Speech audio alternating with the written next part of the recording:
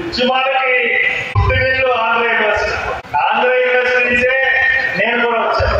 ఇక్కడే జైలు ఈ దళితులందరూ ఇందిరాగాంధీ భక్తులు అమ్మ ఇందిరమ్మ అని అంటారు అని ఆయన బీసీ నినాదం ఎత్తుకుని వచ్చాడు.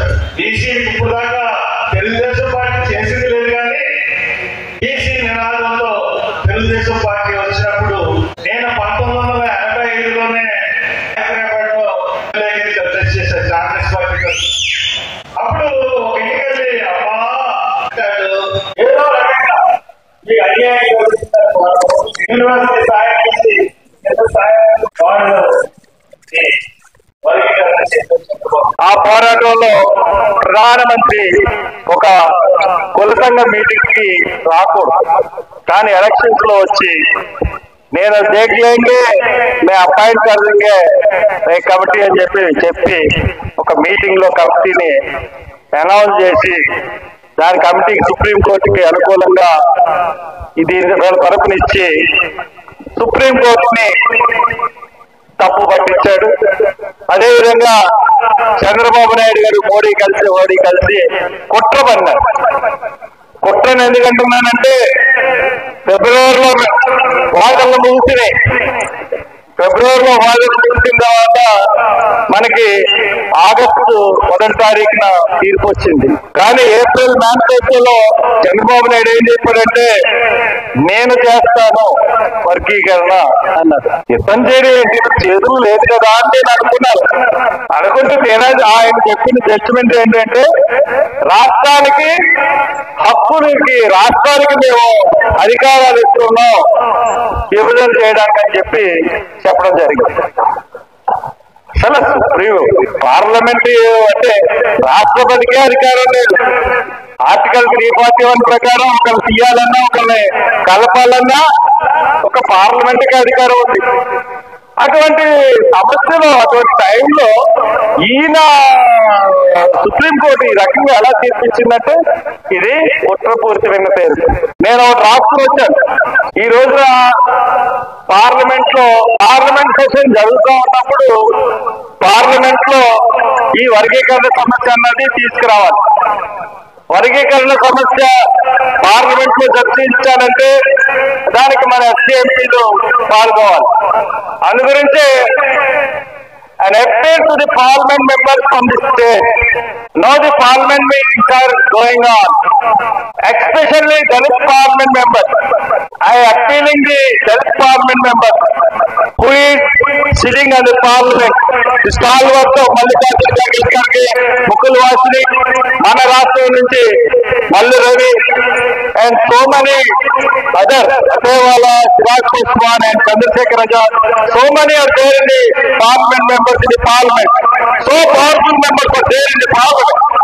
So that I am especially Dalit recently bypassed Article 341 whether the parliament will support the verdict. Recent గా 341 ని పార్లమెంట్ సుప్రీం కోర్టు బైపాస్ చేసి తీర్పిచ్చింది. ఇది న్యాయమని మీరు అనుకుంటున్నారా అని అడుగుతా ఉన్నారు పార్లమెంట్ మెంబర్లు. There should be a discussion.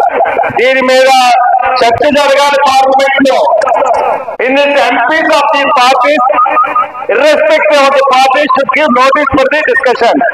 ఈ డిస్కషన్ కి పార్టీలకు అతీతంగా ఎస్సీ పార్లమెంట్ అందరూ నోటీసులు ఇచ్చి చర్చకి సిద్ధపడండి.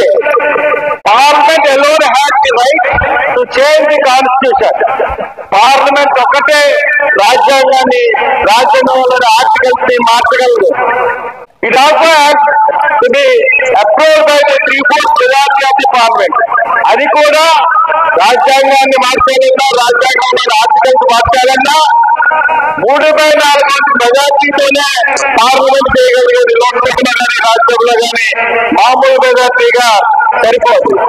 Without that the supreme court bypassed the right and gave it to the states.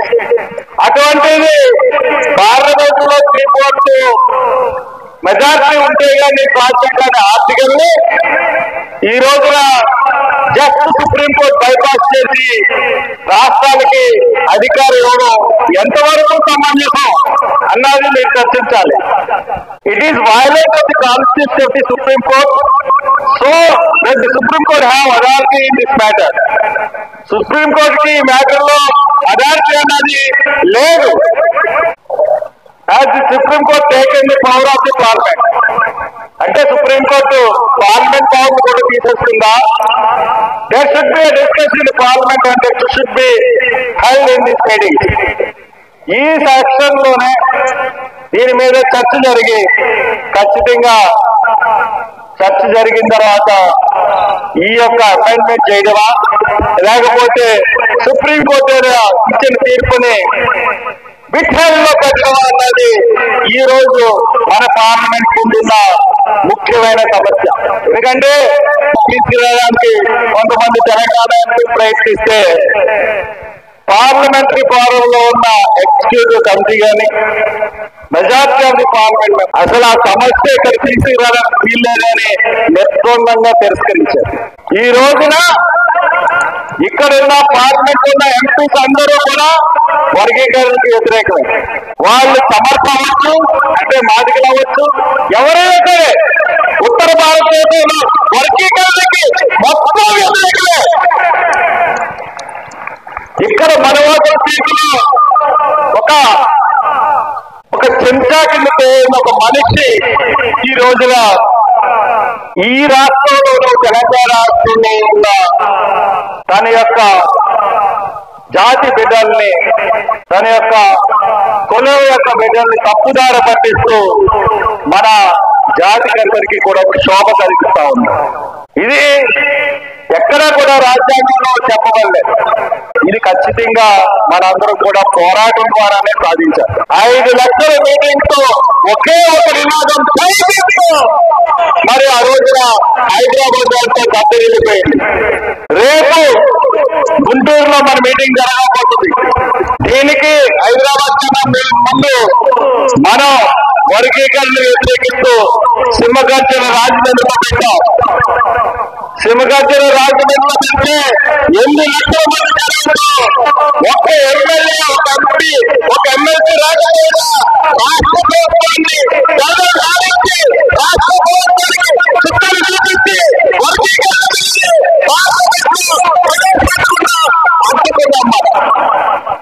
అది మన గారు ఇప్పుడు హైదరాబాద్ లో చేశారు, రేపు గుంటూరులో చేయబోతున్నారు. ఆ గుంటూరు మీటింగ్ కూడా రండి. ప్రతి ఎంప్లాయీ కూడా మీకు వీలు కాకపోతే ఇంకొక యాక్టివిస్ట్ కానీ ఒక కారు ఇచ్చి వాళ్ళు పంపించండి. గుంటూరు ఆ నల్లపాటి సభ మరి ఒక తెలంగాణ మీటింగ్ లో కనబడితే మనం తప్పకుండా కూడా వర్గీకరణని అడ్డుకుంటాం. అది మీ చేతిలో ఉంది. 15వ తారీఖు మీటింగ్ లో ఖచ్చితంగా కళ్ళు తెరుచుకున్న ప్రభుత్వానికి ఇంకా బాగా విప్పారంటే 15వ తారీఖున మన నాయకులు కొన్ని బేసికల్ తప్పులు చేశారు అందరినీ కలుపుకోకుండా. ఎందువల్లంటే నేను మొదటి నుంచి మీ ఉత్తరాంధ్ర ఎక్కలు వచ్చాను, పలాస వచ్చాను, అనకాపల్లి వచ్చాను, తోడవరం వచ్చాను, తిరుగుతానే ఉన్నాను. ఎందుకంటే చైతన్యపరిస్తేనే